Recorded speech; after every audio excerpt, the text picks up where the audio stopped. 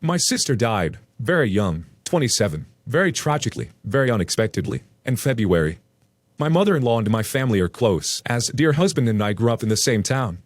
Our families celebrate holidays together. My relationship with mother-in-law is generally good, with occasional flare-ups about my failure to produce her a grandchild, but that's another story for another day. She got a dog for Christmas. Before animal lovers freak out, my mother-in-law was a dog owner previously, and has always been a great dog mommy. The timing just worked out for this. My deceased sister was a huge animal lover, and her name was commonly associated Christmas word. Not one I would use for a dog anyway, because it didn't make sense, but my sister's name could be associated with Christmas. My mother-in-law picked the dog up on Christmas Eve. It is still unnamed, by the way, and was toying with different names that were cute and Christmas-themed. Then, suddenly she shouts out, "What about insert name of dead sister here?" I didn't even have words for a minute, and then I just said, "No." She persists. I say no again. An hour later she brings it up. "No, mother-in-law, no." This constitutes being a major just no, and I tell her as much. She doesn't get it. She says, "But name of deceased dead sister loved animals." I explain to her, as calmly as I can through gritted teeth, that my parents are over for the holidays and other events, and wouldn't it be a little strange to hear the name of their dead child and then see a dog coming? Doesn't she see how this could be insulting or upsetting for me or them? I explain that when I have a child, a human child, I will not be naming the child after my sister, as a first name anyway, because I acknowledge how creaky and weird this could be for my parents and I, especially given the circumstances of my sister's passing. No judgments on anyone else who did this, but for me, it's strange and morbid. And she is my dead baby sister. I should not have to explain this. I get in the car with dear husband and say this, and his response is like, "No, no. What the duck is wrong with her? Just no." Christmas morning she brings it up, and I turn to her, shoot her a look, and say, "No." She says it in front of my grieving father, and he shoots her a pained expression with a "no thank you." At this point, I was going to take him home, and she finally relented when she saw what it did to him. I guess not trusting what I said to her for some reason, or not caring about my feelings as a grieving sister. Dog is still nameless, and if it is my sister's name, I'm going to pick something really offensive and start calling it that to screw it up for her. I swear, there needs to be a national service hotline that you can call, describe the situation to a neutral third party, and have the neutral third party take care of chewing the person out. Exactly for moments like this. Dial a clue or something similar. Get the ugliest bulldog, and name it after your mother-in-law. Really, one no should have been enough. Amazing how some people are so clueless. In January, OH and I were hastily preparing for a move. We were only moving half a mile away, and so we're confident it wouldn't take much time. Mistake number one. We therefore decided to postpone a visit to mother-in-law and company one weekend and dedicated ourselves to packing instead. Mistake number two. As a result, she offered her services. "I'll come and help pack." I froze when I heard the shrill cry come from my phone. Luckily, OH had plans to watch the football during packing, so he foisted her off. But not for long. Cut to Tuesday night. Mom called. OH casually mentioned mid-washing up. "Everything okay?" I inquired, cautiously. "Yeah, everything's good. She's going to come and do some packing after work on Friday." In my mind, I rationalized this as good news. She moved once every 6 months, so had lots of boxes and bubble wrap. It was Friday night, so she wouldn't want to stay too long in case she missed Coronation Street, and we'd both be there to manage the situation. This was surely the lesser of all evils. Saying yes without clarifying any detail was mistake number 3. I put some boxes in the kitchen and the lounge, along with some brown paper for padding, and a suitcase next to the bookcase. OH gets home at 3, an hour before I do, and she loves an opportunity to see him without me in the house. I also left him with instructions as to what to pack first. Friday night I was pleasantly surprised to find the street was empty of her signature white Nissan, until I entered my hallway. My hallway, but devoid of all my furniture. At first I thought we had been robbed. And then I realized, she never meant after our work, she meant after her work, at 12 p.m., 3 hours unattended in my house. The boxes in the kitchen and the lounge had been left untouched. Not a plate or book was packed. The suitcase was full of unwrapped ornaments and glassware, including heirlooms from my grandma. The furniture had been pushed to the edges of the room, locking my desk into a corner. The piles of documents and work I had on and in it had been decanted into plastic shopping bags. On entering the bedroom, I had to sit down. I am a lover of my wardrobe. I love a good clothes shop, and it was reflected here in the 17 black bin bags full of our clothes that she'd piled across the room. Our bedroom was not that big. I had to climb over them to reach the bed. As I did so, my nail caught on the flimsy plastic of one bag and outpoured my knicker collection. The laced, the comedy, the big hold-everything-in panties, and the leave-nothing-to-the-imagination ones. Even the old ones I saved for the Shining-esque flood on the first day of my period. This was the point at which I started to cry. I was already stressed with the move and my new job, and this pushed me over the edge. Not even OH was allowed in my knicker drawer, never mind his mom. I opened my bedside drawer to look for a tissue. There was none. Not even my bedside cabinet drawer was beyond her limit. OH found me crying into said knickers when he realized I was home. His desk was undisturbed, although his underwear had also been raided, and it took a while for him to comprehend the level of privacy she had invaded. Here is a sample of the items she has handled that no mother-in-law should. The brand of condoms we use, a letter from my gynecologist, a black suspender belt, and the accompanying crotchless knickers. My payslips, cards and letters from my deceased father, our bank statements, my rainy day cash stash, my diary, the ashes of my childhood dog. We have agreed that the next time we will move before we tell her. That horrid woman has been panting for years for an excuse to get into your personal private stuff. Never ever let her have a key to your home. She didn't want to help. She wanted to go through your crap. She went through your underwear so she could know what her baby boy gets to look at. She went through your paperwork so she could see how much money you make and how you spend it. She went through your private messages with your dad so she could see what that relationship was like when no one was looking. She went through your work notes to see what you were like in a professional setting. She's a ducking, creepy stalker. She waited until she could be alone in your house so she could rifle through your life. The voyeuristic C. I am so angry for you. I hope your husband ripped her a new a-hole. I hope she is never allowed a window into your life again. I'm married for the second time now. From my first marriage, I have a son. He's 17 now, and my current husband and me, we've a daughter. She's 4.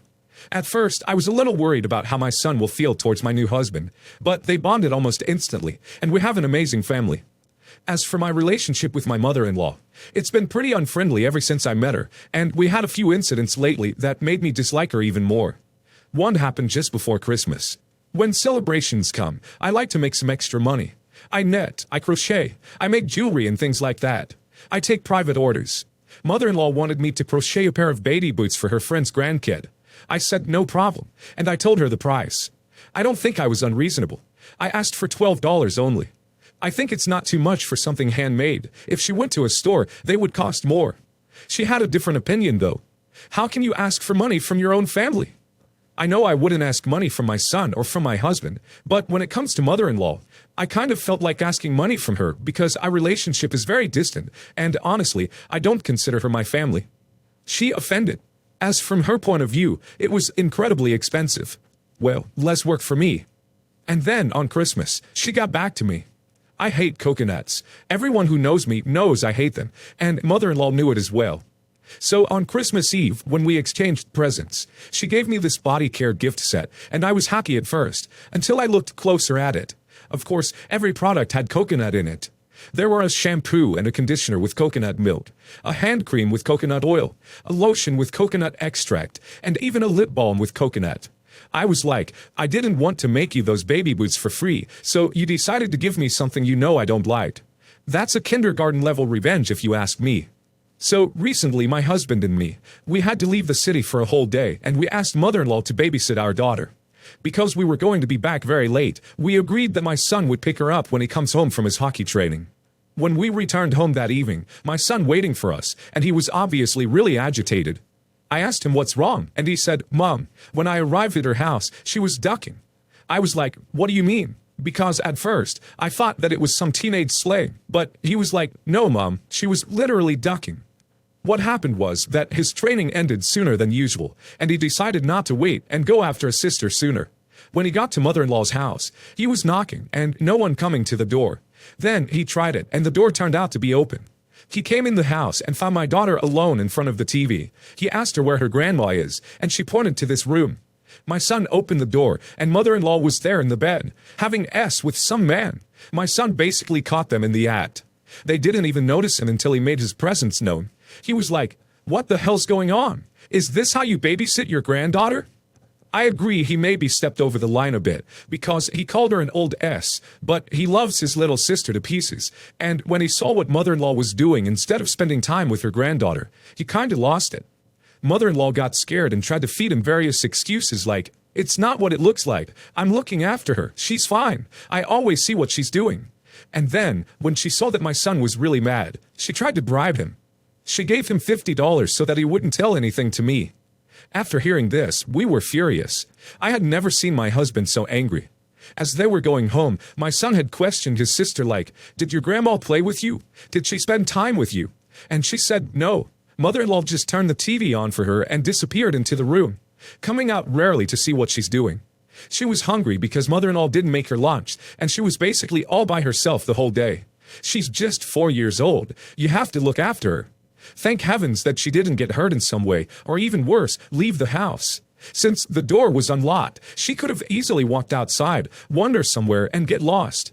She's a small child, and she's your granddaughter. Are you out of your mind? How can you be so irresponsible? My son also asked her if that man touched her too, and she said no, but still, I was so scared that I took her to the doctor the next day to make sure she hasn't been R. Fortunately, she wasn't, but I had to be sure because I don't know what kind of person that man is, and he's a stranger to my daughter. He shouldn't be next to her at all. When I asked if she went into that room as well, she answered that no, because mother-in-law didn't let her. So, thankfully mother-in-law at least had enough brain to understand that a child shouldn't see such things. My husband doesn't talk to his mother at all anymore.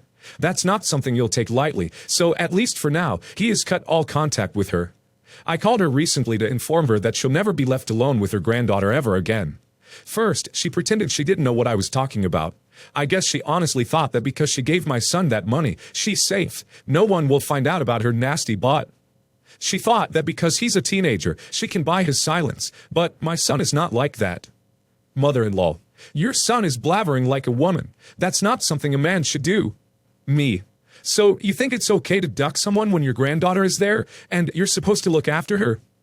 Mother-in-law. Well, what do you think? I'm a woman. I need a man. I need S. Nothing terrible has happened.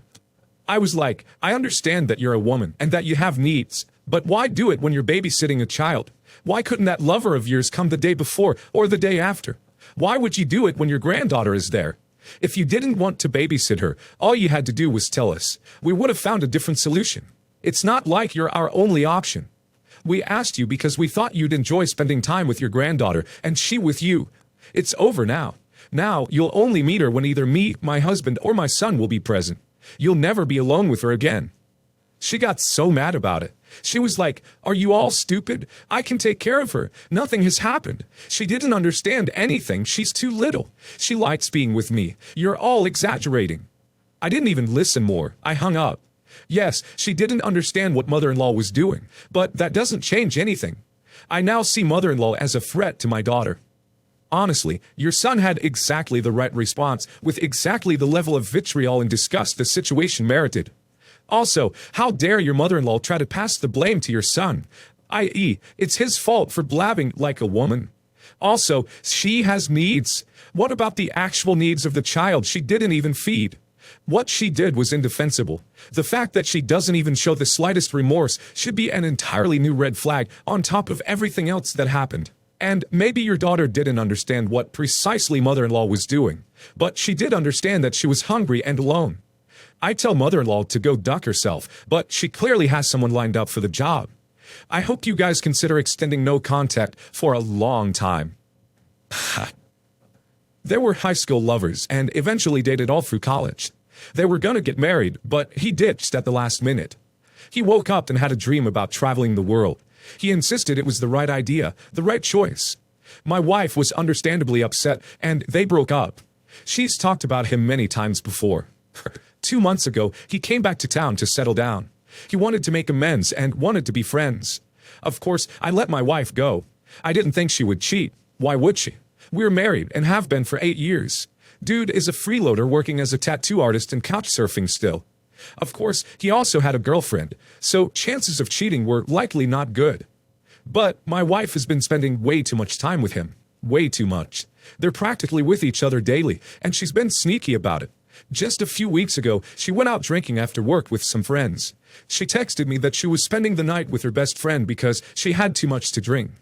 I didn't press the issue, but that seems off. Her best friend has kids and is in a small home.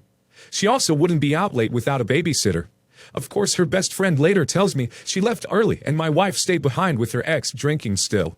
My wife denies it and says she stayed with another friend last moment. I call BS. Something is going on. She's been hanging out way too much with him. Then I get told he's taking her to lunch. She's cheating on me, isn't she? She's cheating. You're just slow in realizing it. She never got over him and never will. Now that he's back in town, she can have him the way she always wanted. If you end it now, you can salvage some of your self-respect. But if you even try to work things out with her, she will eventually leave you when her feelings for him become stronger than her desire to maintain her stable life. Update. I want to believe my wife wouldn't cheat. Why would she? We have a great marriage and all her needs are fulfilled. I refuse to believe she would cheat. Boy, am I dumb. Not only did she cheat, but she's pregnant with his child. She swears it's mine, but we haven't been trying for one. I've been using protection. I don't even care anymore.